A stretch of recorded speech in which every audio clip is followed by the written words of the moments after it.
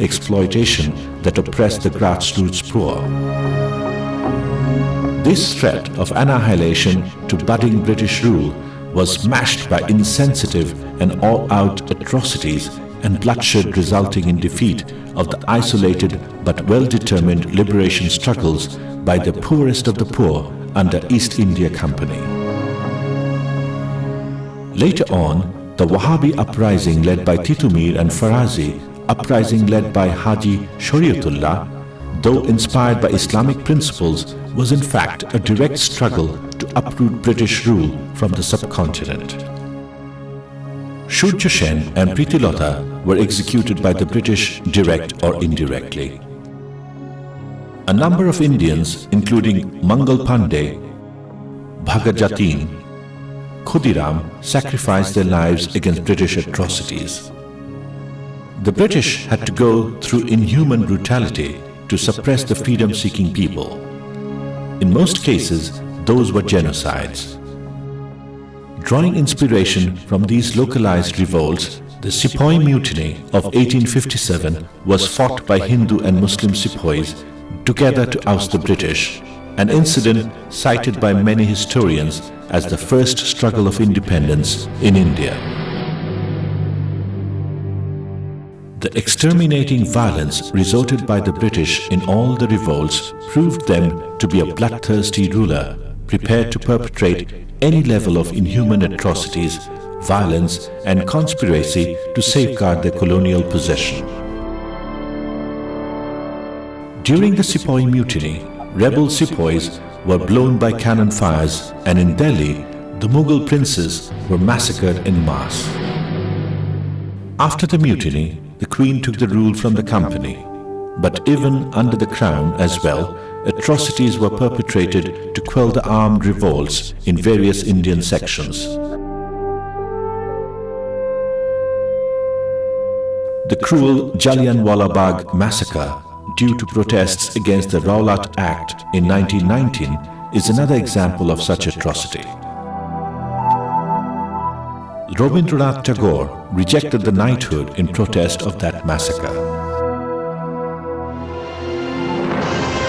In the two world wars, the British entangled India and used Indian soldiers and money to fight the wars opposing Indian popular dissent. A massive famine broke out and let millions of people die when the British started corroding system during the Second World War. That too is a British genocide. During the nationalistic movements, police atrocities and hateful conspiracy by the British caused deaths to hundreds of patriotic Indians. Hundreds of political prisoners died in the cellular jail of Andaman. British soldiers threw revolutionaries in the sea in front of sharks. Mockingly freed revolutionaries in the middle of jungles and let them die from biting by poisonous insects. The British are even indirectly responsible for the communal genocide during the partition of India, as they are the ones who deliberately incited communal hatred and pressed for the partition of India. Communal division of Punjab and Bengal and the Kashmir issue still remain as a problem today. This series of murder is done by the British. The British looked down at the Indian people. Ironically, Indian civilization was far superior to the colonizing England. It only lacked the modern weaponry. From the very beginning, the British negated Indian culture. They introduced alien education to cut off the Indians from their traditional heritage and cultural pride. Zamindars and rich middle class went to England to be educated in civilized values. But they were educated by a country which gained economic power through enslaving others and through insensate violence against colonized people. For running the Indian Empire, owing to limited number of Britons, the service of Indian people was imperative. So, a class of clerically competent Indian people was educated in British system to create a specific class in India who, according to Macaulay, would be individuals Indian in body but British in mind. As many of the Indians, especially the Hindu community, was admiring and supporting the British, they vigorously set themselves to learning the clerical version of British education with a distinctive plot, serving as English-speaking loyal subjects, as well as to glorify the superficial English education as the pinnacle of wisdom.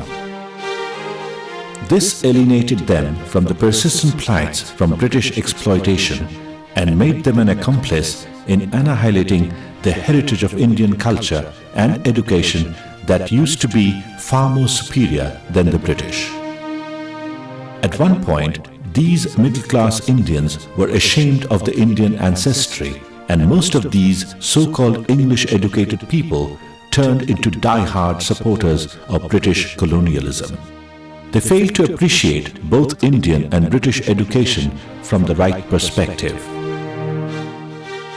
In all forms of arts and literature practiced among these privileged collaborators of British exploitation, the indigenous culture appeared obsolete and crude. Through superior technology, huge resources plundered from the colonies, and the supreme status of colonizers, they tried to impose their culture on the subjugated populace. Rudyard Kipling, ironically, described the phenomena as white men's burden to emancipate barbarian colonies.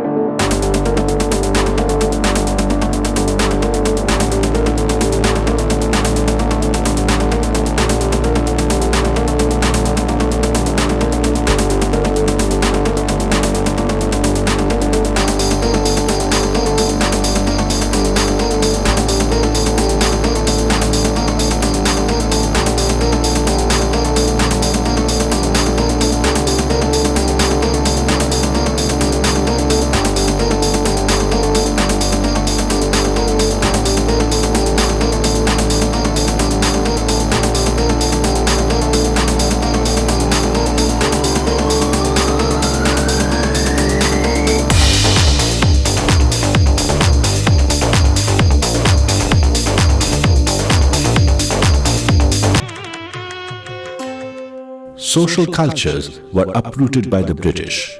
Destroying Indian culture was like annihilating a country's tradition. From the Plassey until the partition, the British conquest and empire building followed a dark path of vile conspiracy, wanton bribing, breach of faith, sheer atrocity, and indiscriminate exploitation to destroy the economy, culture, and the very fabric of the superior Indian civilization. People of the subcontinent are still reeling from the blow. Many of our current dire straits are a direct predicament of denuding the Indians from the ancient and profoundly richer culture, having a lot to offer to the British colonizers. The deep-rooted exploitation, indiscriminate atrocities, and deliberate cultural annihilation perpetrated by the British in India has irrevocable ramification for the later history of this subcontinent. People have to suffer still these days. Most of their sufferings have causes rooted to the destruction of their own culture. The history of the subcontinent was largely affected by the long-going oppression, unbearable atrocities, and planned cultural annihilation. People of this one-time British colony still suffer from the pervasive decay. By all standards, the British owe to the colonized Indians and the present generation a profound, true, and far-reaching apology for their vile maneuvers in the colonial days. This type of historical or official apology is not a new phenomenon, and it has many noticeable precedents. Universal human justice demands that this issue of outrageous siphoning of Indian resources and the permanent harm inflicted by the British rule on the Indian people should be brought into account. Recent years have seen a wave of official apologies for wrongs committed in the distant past. Most recently, Canadian and American government apologized to the Red Indians, as did Australia to its Aboriginal people. Former Japanese Prime Minister Junichiro Koizumi expressed deep remorse for Japanese World War II era conduct in China and Korea. Following the presidential victory of George W. Bush in November 2004, a website, sorryeverybody.com, suddenly appeared, permitting Americans to offer apologies to the rest of the world. Other instances include Tony Blair's 1997 regrets for British inaction during the Irish potato famine in the mid-19th century. Danish Prime Minister Rasmussen's apology for the first relocation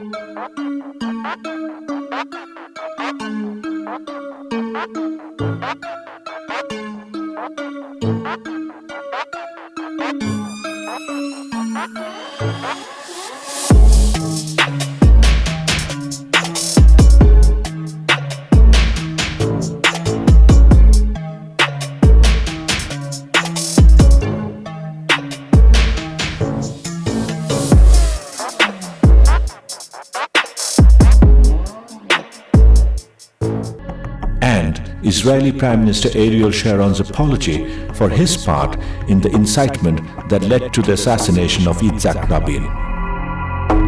The most famous apologizer of recent times was the late Pope John Paul II, whose apologies reached far back in history and included contrition about the religious wars, Jews, women, blacks, Martin Luther, and the Church's denunciation of Galileo. Along with these, there are refusals to apologize for historic wrongs. Thus, despite requests, the Israelis refused the invitation of Egyptian Foreign Minister Mahmoud Riyad in 1968 to apologize for the aggression the year before.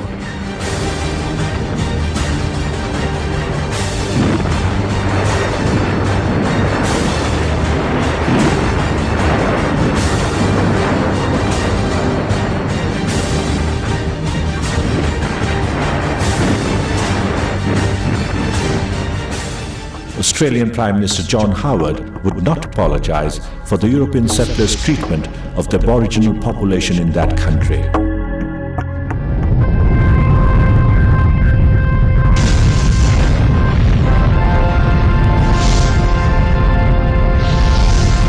And President George Bush Sr. declined to apologize for the Americans' use of the atomic bomb against Japan in 1945.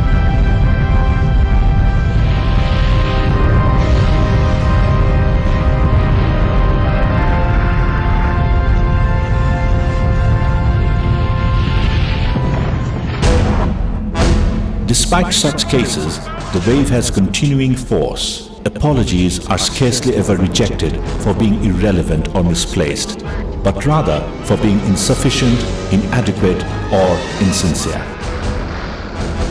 So the British also owe us a sincere and significant apology at the soonest possible time. Provision for possible reparations should be made for plunder and inhuman atrocities inflicted for centuries.